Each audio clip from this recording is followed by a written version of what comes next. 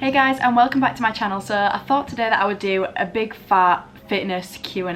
I did a little bit of one when I first started my channel a couple months ago, but I didn't answer every single question that was asked really. So I just want to go a little bit more in depth and also just keep it like purely fitness based and basically just update you guys on my fitness journey and sort of touch on how I've got from where I was at the start of my journey to where I am now. So I put up a question box on my Instagram and I got few responses. So I'm probably going to start with something simple. What is your training split? So at the moment I am aiming to do glutes and hamstrings on Monday, Tuesday do push, so that's chest, shoulders and triceps, and then Wednesday do pull, so that's back and biceps, and then Thursday quads and calves. And then I'd probably want to keep it in that order, but it depends because I also have another job, like I work at a coffee shop as well, so it also depends when I'm working there as to when like I will plan my rest day.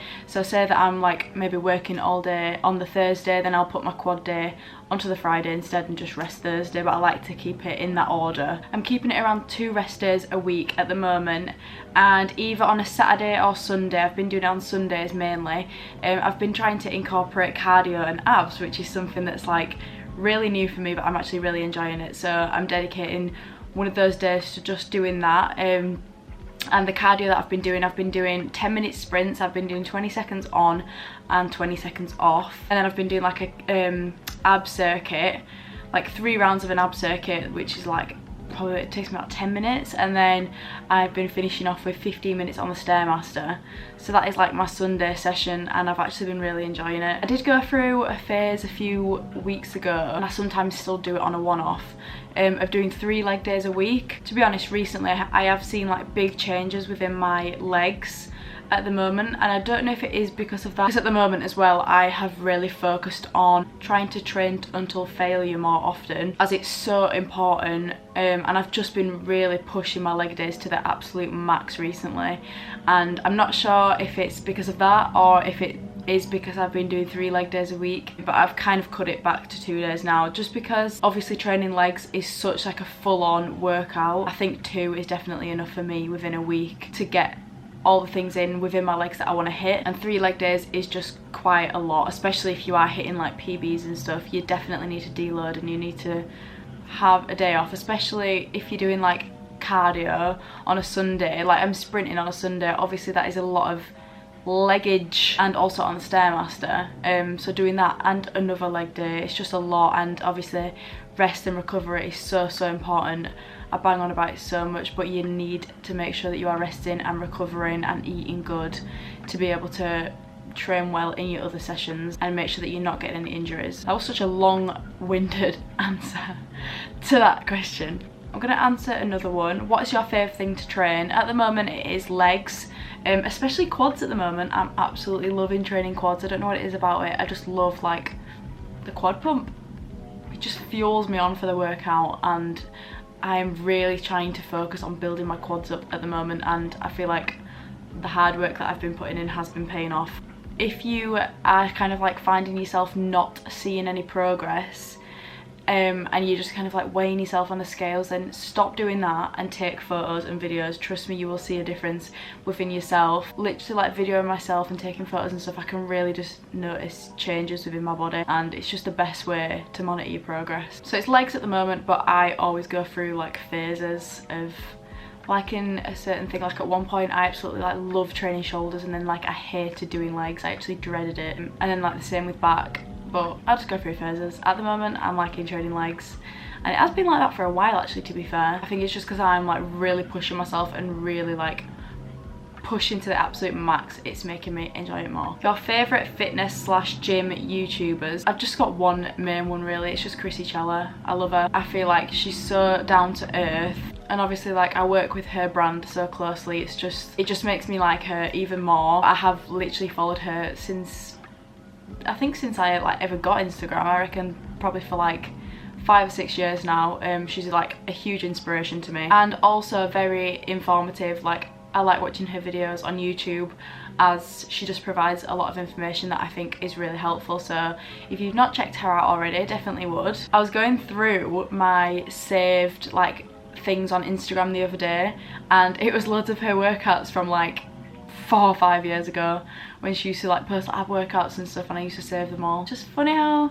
things turn out, isn't it? Someone said, what is your daily protein intake? So at the moment I'm trying to aim for like around 150 grams. Obviously it's not that every day, sometimes it's more, sometimes it's a little bit less, but that's what I always try to aim for. I think you're meant to like aim for like 1.8 grams of protein per pound of body weight. Okay, I think that was wrong. I think it's 1.8 grams per kg. Okay, I'm having about 2.8 grams per kg of body weight approximately. Can't really remember what the actual recommended intake is, but that's what I'm aiming for. Someone said, what contraception are you using and do I take the pill? I've seen some things about it affecting muscle growth.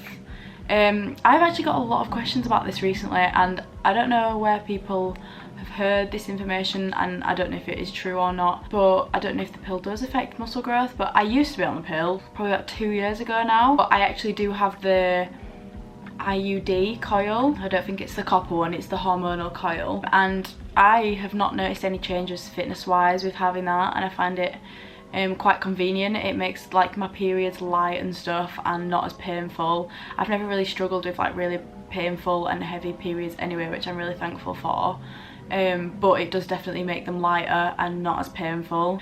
But no, I'm not on the pill, and I definitely would not take advice from me about it affecting your muscle growth. Maybe ask your doctor. I am not at liberty to say any information about that because I have no idea. Someone asked for tips for using straps during deadlifts, so I'll show you the straps that I use. Are you actually having me on? I've just been to look in my gym bag and they're not there. Must have left them in the gym. Oh, that's really good. Well, they're gonna be gone, aren't they? Gonna have to buy some more. But I use the Beast Gear ones off Amazon, so they're black and they have like red grip stuff on the inside, but I don't know how to describe this without them. I put my hand through the hole, so the hole is on my wrist like that, and I have the grip so that the grip bit is going around the bar rather than under my hand, because if I have the non-grip bit on the bar, it just slips around the bar and it's really annoying. But I put the the strap up through my hand and then wrap it around the bar really tight and then grip that so that my hand is wrapped around the bar. That made no sense whatsoever. I have uploaded a video on TikTok explaining how to use straps if you want to actually see it. Someone said, what camera do you use for your workout? So I just use the one that I'm using now. It's just the Canon G7X, because I actually had like no idea about cameras, but I know that that's what all the YouTubers used to use, so I was like, how'd you get that one? And it does the job. So someone said, tips for someone who is quad and not glute dominant, been trying to build for 2 years. So to try and engage your glutes as much as possible within a movement, I don't believe in the whole like band workouts and stuff like that. I just don't think they do anything in regards to muscle growth. But if you do use a band a little bit at the start of your session, as in to get your glutes activated, they are more likely to be active within your movements rather than your quads. If you are kind of like pre-exhausting and activating your glutes rather than your quads before a movement, they're more likely to be engaged. But obviously just doing a bit of band work before you're doing a glute exercise, it's not going to build your muscle, but it can help you to get more mind to muscle connection within your glute muscle. But the main tip I would have for most exercises, which you can do this in, to engage your glutes, is to hip hinge. I always talk about hip hinging like I actually sound like a broken record, but hip hinging is vital when trying to get a connection in your glutes. So if you've not tried it already, then definitely do. But I'm going to use RDLs as an example because that is a good example as to explain RDLs. I'm really sorry if you can hear noise actually as well outside, because we have loads of builders and it's really annoying. But basically, a way of describing hip hinging would be, so say you're going to do an RDL, and to get the best engagement in your glutes within an RDL, you want to have your knees bent, obviously not so bent, but like quite bent rather than straight. If your legs are straight, you're going to be engaging more hamstrings, and then you want to be hip hinging. So you've got the bar coming up, and then when you bring the bar down, you want to lean your body quite far forward and have your head kind of like facing more to the floor. I'll try and do it as an example. So say you've got the bar here coming down. If you're just going like this, with your head up like that, that is not going to be engaging your glutes at all. If you're just going like this, it's not going to do anything. So to get the best glute engagement, you want to have the bar literally like scraping your shins. You're putting it down and bringing it back up. And then you want to have your back, you want to have like a neutral spine, you want to have it straight. And then you want to come down, obviously knees quite bent. Come down, have your face down to the floor. And then you can see my body is kind of like folded over a little bit. You want to keep it like that as you come up, so you're like this. And then you want to contract the glutes at the top. You don't want to be going like this, hyperextending. You just want to contract them and slightly squeeze them at the top. And then when you're coming down from the movement, you want to keep constant tension in your glutes. So still contracting and squeezing your glutes as you're coming down. Obviously keep this movement slow, that really helps as well. And maybe going light on this as well can help you feel more glute mind to muscle connection. That is everything to feel your glutes in RDLs. But as I said, hip hinging is so important in other things like squats as well. I tend to find that I am actually really quad dominant in squats as well. I don't really feel my glutes too much in squats. I have to really think about them and really focus on engaging them during a squat. So hip hinging during a squat is helpful too. So you're coming down and you want to be like this. Lean a little bit further forward, have your chest a little bit further over your knees, and then your head obviously a bit further down. And obviously sumo stances are more scientifically proven to engage the glutes more rather than the quads. Obviously having them externally rotated is targeting more that bit of your leg, the underneath part, rather than the top. But yeah, that would be the main tip I would say if you are trying to engage your glutes and you find that you are more quad dominant. But yeah, as I said about activation, it can sometimes help just to take a little bit of extra time at the start of your workout to just really fire up your glutes. Someone said, what do you use your Apple Watch for? To be honest, I actually don't even really use it that much. I use it just to see what my heart rate is during my workout, because I just want to know, see if my health's doing okay. To be honest, I don't track my steps. I honestly couldn't care less if I get 10,000 steps or not. I think I've looked at how many steps I've done once since I've had my Apple Watch. I use it to answer texts sometimes when I'm at work and I don't have my phone on me, but I don't really use it much fitness wise, to be honest. I'm just obviously to check the time. Is it normal to get back pain from hip thrusts? No, it's not really normal, but obviously you have a literal bar full of weights just right in front of your back, so it can be quite common to get back pain, but you just want to do as much as you can to reduce the back pain. So I would say to help reduce the back pain, make sure that you have your back on a platform that is suitable for your height.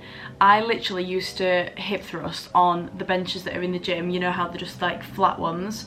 I used to do it on those, and honestly I actually cringe thinking about it, and I couldn't think of anything worse than hip thrusting using one of those at that height anymore. Like I couldn't do it. I am 5'2", so I'm short, and thinking about doing that again, honestly, hurts my back even just thinking about it. If you have a platform that's too high and you have too much of a range of motion within your back, so say my back was all the way up here and I'm doing this, you have such limited movement within your glutes and your hamstrings and such a high range of motion within your lower back. It's not good. So make sure you have a surface that is suitable for your height and also comfortable.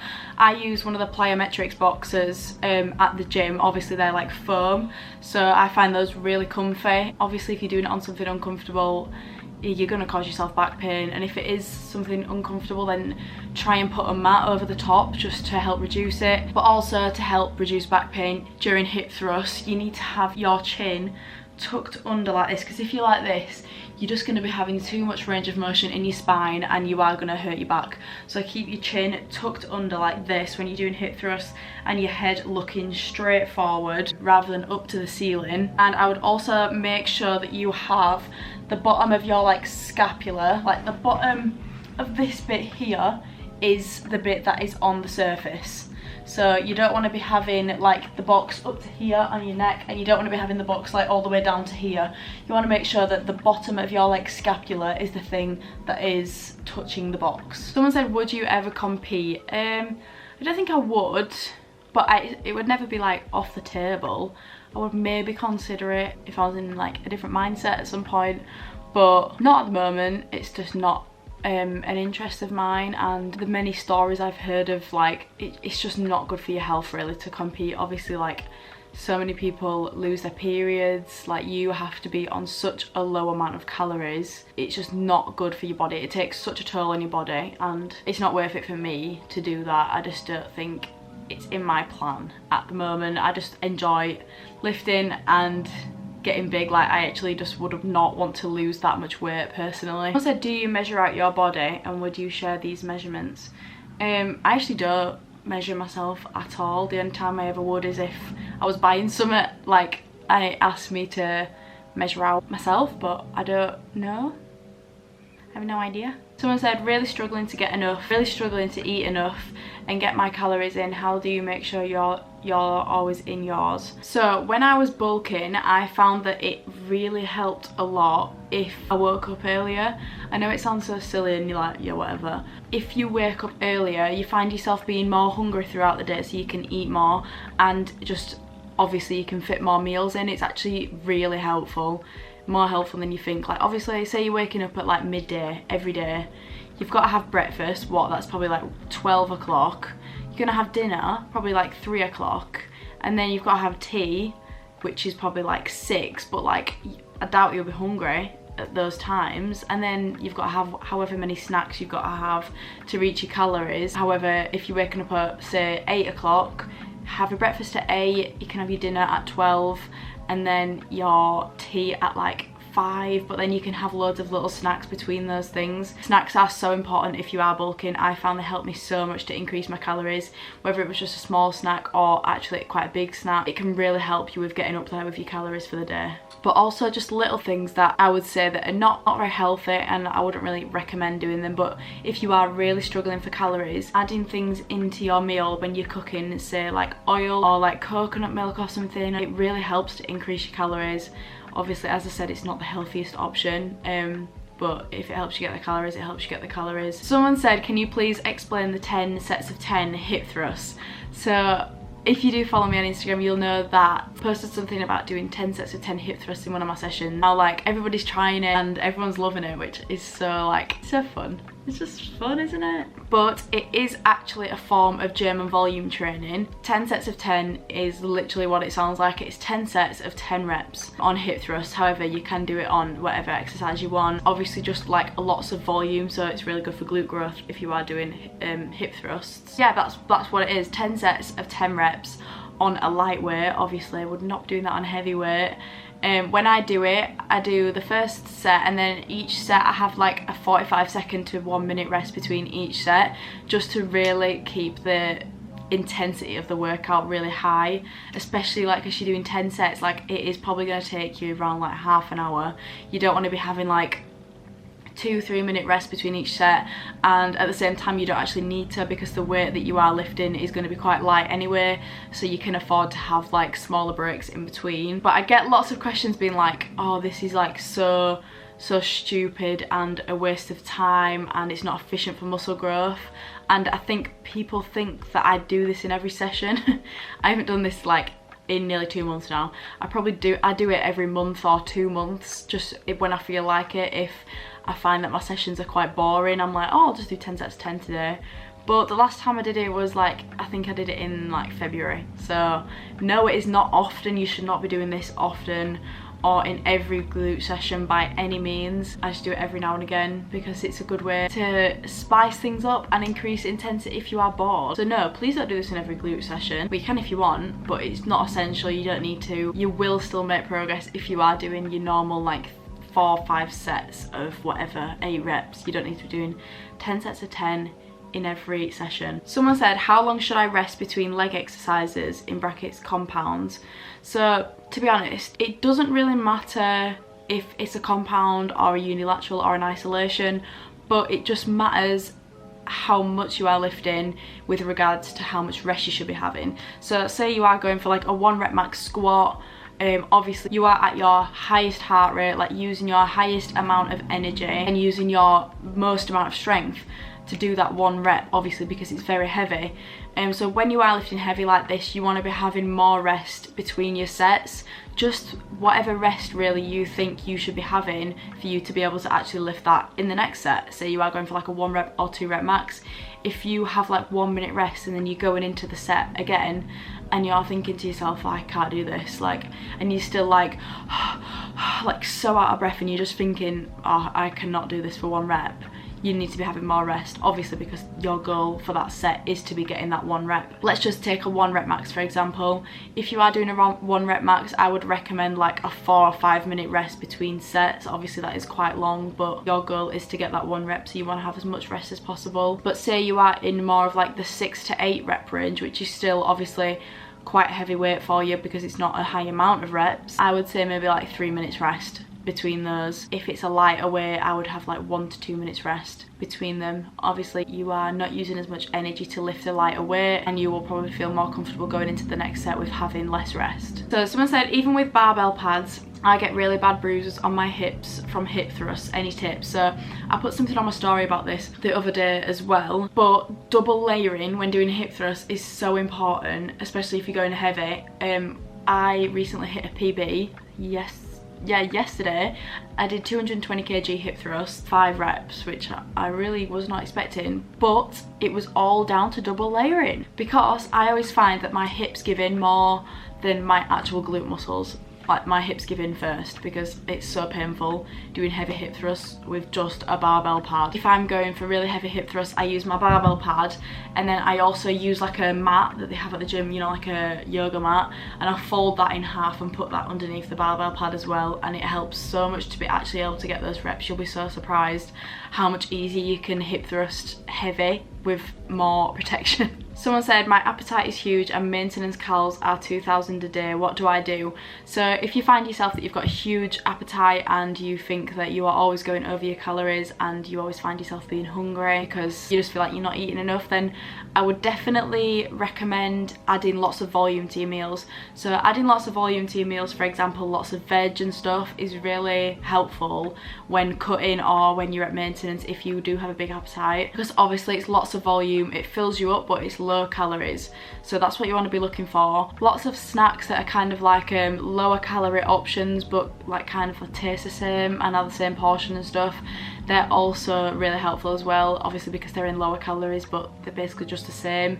So if there is an alternative for something that you find yourself eating that's bad and high calories, try find an alternative for that you can have the same amount but which is less calories. Someone said, if you're having an off day, is it okay to drop the weight / reps to get the job done? Yeah, obviously if you're having an off day, you don't even have to train at all if you don't want, but doing something is always better than doing nothing. So if you're obviously not feeling great, you're not gonna want to lift a 1 rep max or just absolutely smash the session, but it's fine, it's so normal to have off days. I have off days all the time, and doing something is always better than doing nothing, so don't be hard on yourself. Someone said, I've been doing hip thrusts for 55 kg for weeks, and whenever I add more weight I can't feel it. I totally like understand with this question.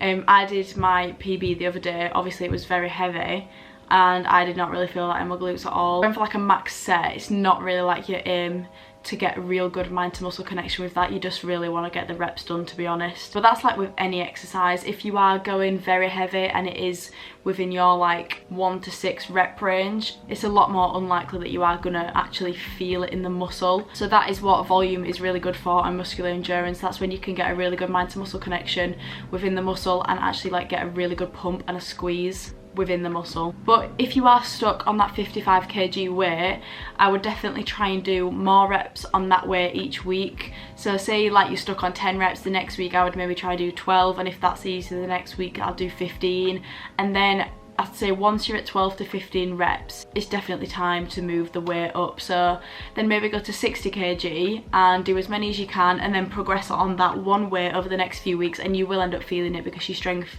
will build up and it will get used to that new weight. Someone said, how long do I spend in a workout? It honestly depends on the day, how busy I am, what I'm training. So for legs, for example, I would stay in the gym for like an hour, hour and a half, probably like more an hour and a half for legs. And if I'm really lucky and I'm not that much in a rush, I'd stay for like 2 hours. but that's quite unlikely and not necessary. Don't feel like you need to train for 2 hours every time. Obviously that is a very long time.